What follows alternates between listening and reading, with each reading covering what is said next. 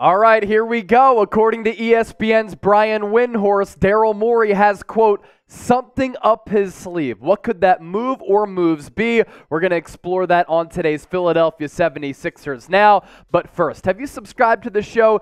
If you have, you've made the right decision. If you haven't, you got to hit that sub button right now for the best Sixers talk right here on YouTube, because whenever the Sixers make a move, we talk about it, as evidenced by what we were doing yesterday. Mo Bamba signed. As soon as I walked into the door of my apartment here in Dallas, we cooked up a video.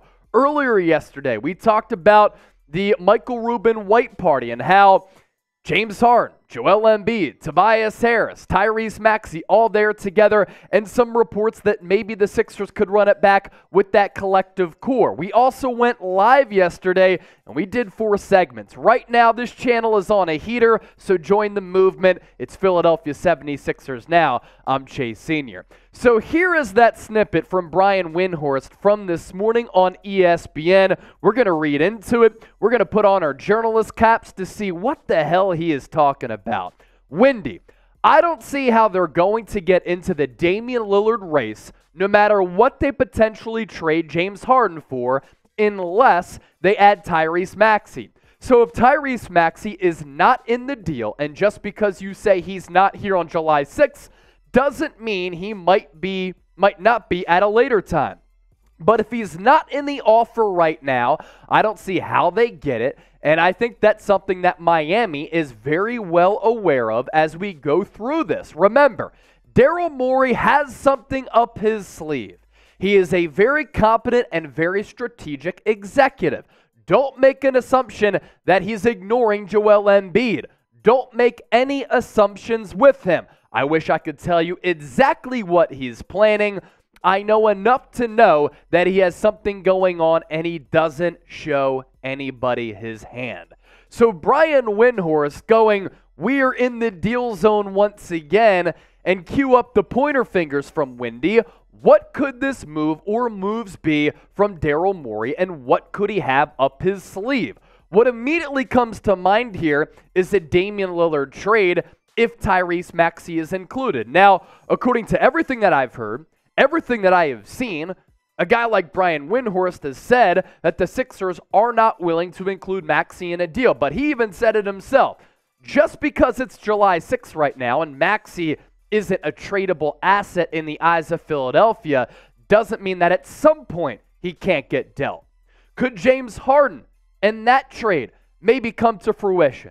And could that ring true over the next couple of days? Or are the Sixers working on a deal to trade away Tobias Harris? I would find that odd because Daryl Morey tweeted a picture of him outside a Crumble store in Utah. He added Tobias Harris and said, Toby had to stop by the first ever Crumble store. No casual fans here. If he turned around after tweeting at Tobias Harris, then he were to trade him, that's not a good look for Daryl Morey. Or is it another move? I know that everybody here, as far as Sixers fans go, we're frustrated with Daryl Morey and the state of this offseason. The Philadelphia 76ers have only made 2 external moves, the signing of Patrick Beverley and most recently Mo Bamba. But do not forget that Daryl Morey is like a snake in the grass, an alligator in Florida. He is always lurking. He's always slithering, trying to make a move and maneuver something to improve his basketball team. And remember also that Daryl Morey is a hyper-aggressive general manager. He will wait deals out. He is very patient with a lot of the moves and transactions that he does make, and he will not trade a star unless he believes he's getting a star back worth equal value. So maybe Daryl Morey is cooking something up. We just don't know exactly what it is right now, and that's why this moment of the NBA offseason is certainly fascinating and riveting. So what do you think Daryl Morey has planned? Get your best guesses down in the comment section right now and sound off with what you think. Coming up next on the show, what is the latest around James Harden? We'll explore that, but first, let's tell you about this deal. Thanks to our friends at Fanatics. Yesterday, we gave away a Sixers t-shirt and shorts combo to our Super Chat MVP. Shout out to Walter Miller for supporting the program yesterday. That's also why you turn your notifications on. Therefore, when we go live, you'll know about it, and you'll be able to join the party as well and maybe win one of our Super Chat giveaways. Chatsports.com/76ers combo. You get the shirt and the shorts. It was $60, $33 value right now. Some might say that's a steal. As for the latest here on James Harden, according to Zach Lowe, ESPN, teams are reluctant to offer much for James Harden as of right now. I've talked about this here on the show as well. Like when Damian Lillard is out there as a trade piece, it immediately diminishes the value of James Harden because Dame is by far and away the better player. So here's what Lowe had to say on the Low Post podcast. I have heard, I just don't think there's a lot out there right now for James Harden. I just don't sense that there's a big appetite for teams to trade Philadelphia real stuff. From what I've heard, the Clippers have been reluctant so far to offer Terrence Mann picks, maybe even Norman Powell, and I don't even know that the two sides have really even had super significant dialogue. So that's the latest from Zach Lowe on some of these James Harden trade talks when it comes down to James Harden, and this is probably why we haven't seen a deal come to light yet, because Daryl Morey is trying to extract maximum value for the team that he's going to trade James Harden to. This is a legitimate question for teams interested in James Harden. He had a career best assist-to-turnover ratio last year. He did shoot the second best percentage from three-point range last year with Philadelphia and led the NBA in assists. But what is James Harden's real value as he enters his age 34 season? He opted into the final year of his contract and that player option for a reason. He canvassed the market, and he realized that he's probably not going to get $35.5 million from another team. So by opting in, he guaranteed himself that salary for this upcoming season. But it's become clear over the last couple of years that James Harden has lost a step. His explosiveness and offensive game isn't the same that it was when he was with the Houston Rockets, and the analytics back that up.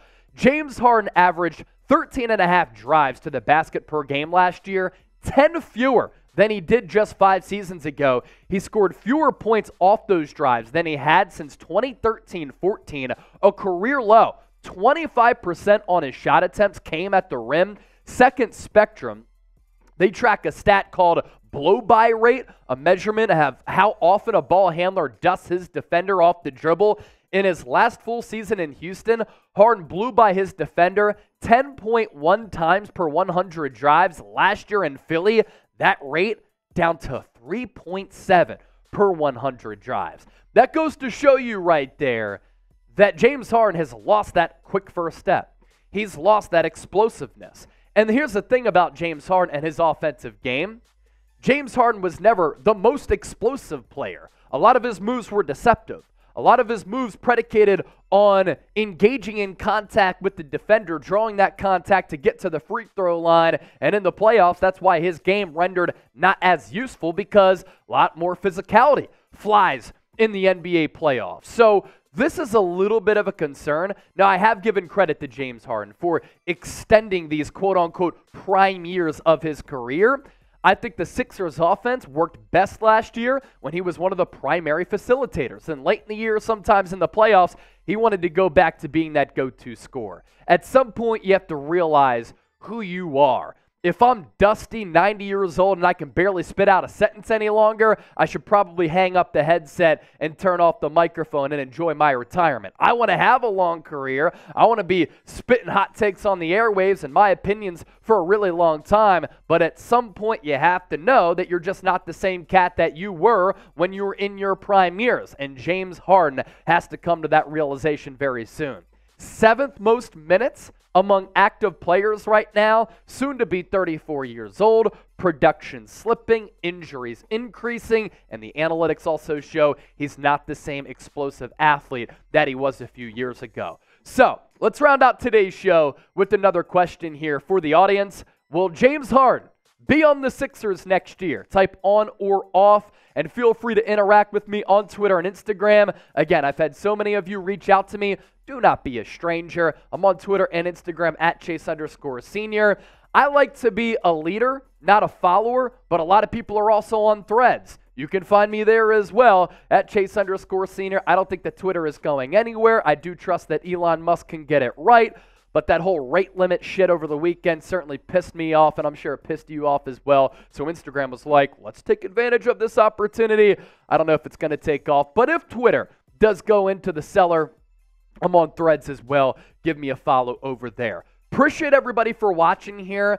Some news about Paul Reed could come out today if he does sign as a restricted free agent. If that happens, I'm looking at my phone right now. No updates as of now. We'll cook up some more content here because that's what we do. And at this point of the offseason, we might go live at any point. That's why you subscribe, turn on your noties, and we'll catch you soon here on 76ers Now.